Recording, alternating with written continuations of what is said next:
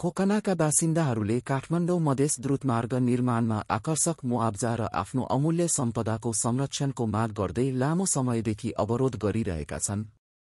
उनीहरूले प्रस्तावित प्रस्थान बिन्दु आफ्नो ऐतिहासिक र सांस्कृतिक पहिचानमाथि खतरा भएको महसुस गरेका छन्। यसैबीच राजनीति पार्टीको संलग्नता देखिएपछि परिस्थिति थप जटिल बनेको छ। स्थानीय बासिन्दाहरूको जायज मागलाई राजनीतिक रंग दिने प्रयास भएको आशंका गरिएको छ। राजनीतिको प्रवेशसँगै आयोजनाको रूट फर्सिडोलमा नै परिवर्तन हुने हो कि भन्ने शंका उत्पन्न भएको छ, जसले द्रुतमार्गको भविष्य र खोकनाका बासिन्दाहरूको मागलाई अनिश्चिततातर्फ धकेलेको छ।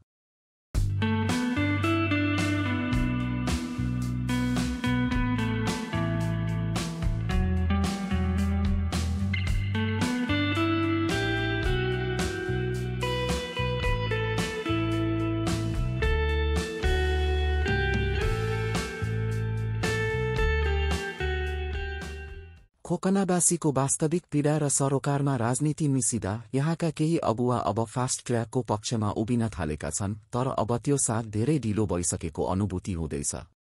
समय बितिसकेको छ र फास्ट ट्र्याकका लागि जमिन अधिग्रहण भइसकेको छ। धेरैजसो स्थानीयले मुआब्जा पनि स्वीकार गरिसकेका छन्।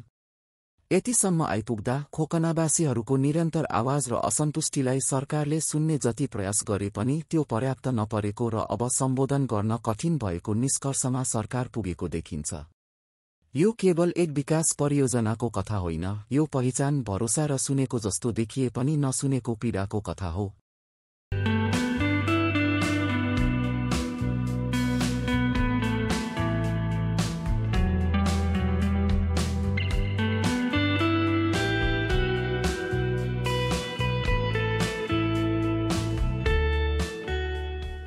श्रीकाली मन्दिरको पारिरहेको पवित्र सिकाली चौरमा सेनाले टेन्ट गाडेर क्याम्प खडा गरेको 1 वर्ष नागिसक्दा पनि स्थानीयको गहिरो असन्तुष्टि र विरोधका कारण काम सुरु हुन सकेको छैन। जहाँ सरकारले विकासको नाममा डोजर अघि सार्न खोज्यो, त्यही जनताको आवाज उठेको छ। तर अहिले त्यो आवाज पनि एकडिक्का छैन। फास्ट ट्र्याकको प्रस्थान बिन्दु आफ्नै गाउँबाट फर्सिडोलमा सर्ने चर्चा चल्दै जाँदा खोकनाका बासिन्दा दुई धारमा चिरिएका छन्।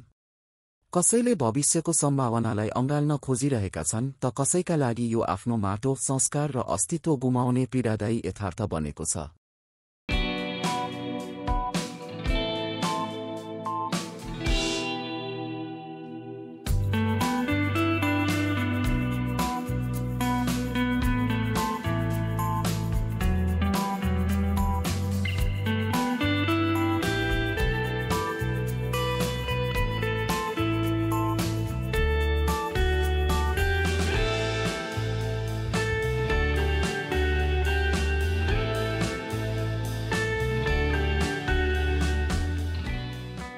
स्थानीयलाई पटक पटक विभिन्न विकल्प दिँदा पनि काम हुन नदिएको गुनासो कार्यक्षेत्रमा खटिएका सैनिक अधिकारीहरूले दिए।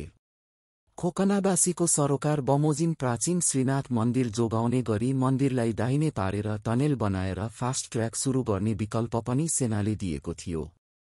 तर हरेक दिन सहमति हुने रातारात राजनीति गरेर काम हुन नदिएपछि यो ठाउँ नै छाड्ने निष्कर्षमा पुग्न लागिएको छ।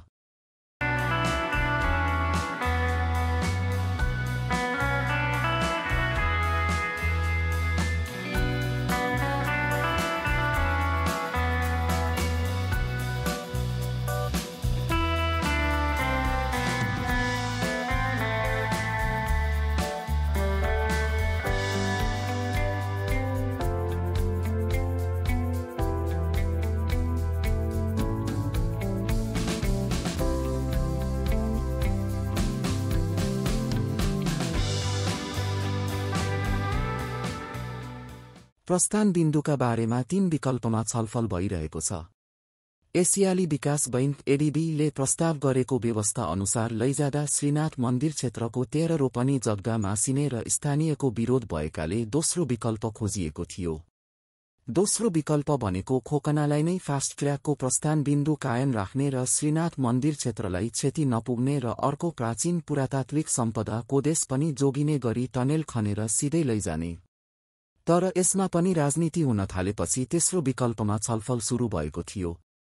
तेस्रो फास्ट ट्र्याकको प्रस्थान बिन्दुबाट करिब 5.5 किलोमिटर पर फर्सिडोलमा लैजाने विकल्प छ।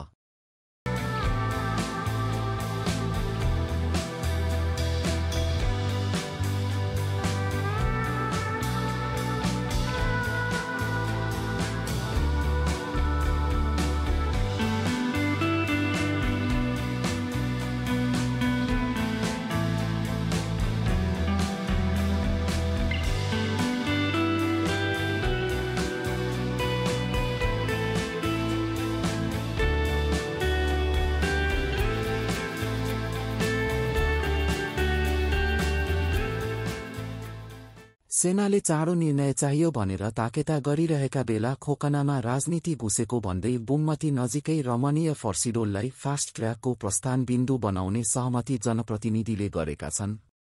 यो क्षेत्रका सांसद तथा नेपाल कम्युनिस्ट पार्टीकी नेता पम्फा भुसालले फर्सिडोललाई प्रस्थान बिन्दु बनाउने र यही बस पार्क कायम गर्ने सहमति स्थानीय जनता र सबै तहका जनप्रतिनिधिबीच भइसकेको जानकारी दियो।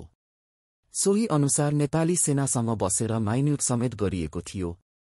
भुसाल अनुसार खोकना र बुम्मतीलाई बाहिरी चक्रपथभित्र पार्ने गरी सम्पदा पनि जोगिने हिसाबले फास्ट ट्र्याकको प्रस्थान बिन्दु खोकनाबाट फर्सिडोलमा सार्न सहमति भएको हो।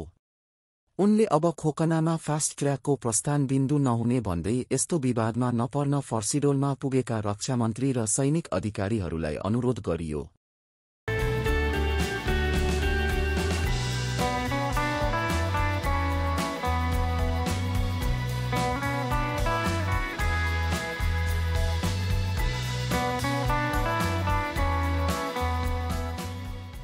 आफ्ना मागहरूमार्फत न्याय खोजिरहेकै बेला फास्ट ट्र्याकको प्रस्थान बिन्दु अन्यत्र सार्ने तयारी हुँदै गएको थाहा पाएपछि खोकनावासी झनै आक्रोशित बनेका छन् र अब उनीहरू खुलेर भन्दैछन् फर्सिडोल लैजान दिइने छैन।